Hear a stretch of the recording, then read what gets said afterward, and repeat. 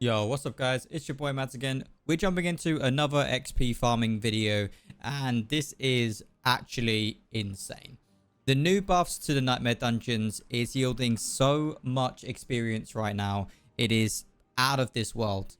It beats any dungeon run, any farming run right now. If you can do Nightmare Dungeons, I suggest that you delve into them and you do them. Give yourself the potion, that 5% XP, and then jump into the Nightmare Dungeons.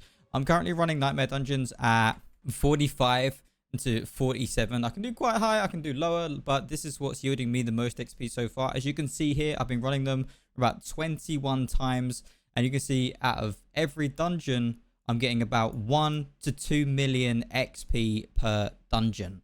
Obviously, this is going to vary on level per dungeon, and also it's going to vary on what level you are and what you can do. But for me, I'm getting 1 to 2 million XP per dungeon between 6, 4, 3, and 8 minutes, depending on the dungeon. And if you see down here, average XP per hour is 18.7 million XP per hour with 12 runs.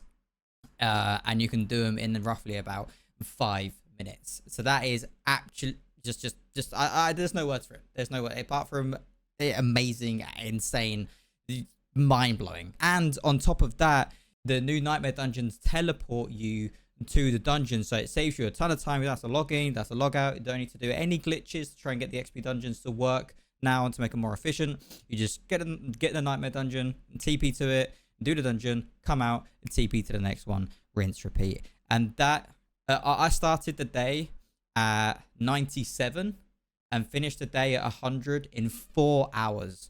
That, I think it was like 4 or 5 hours, I think, the stream for today. So that was absolutely insane XP. And you can see here at the Core Dragon Barracks, every time I've done the Core Dragon Barracks, I've got about 2 million XP for doing that dungeon.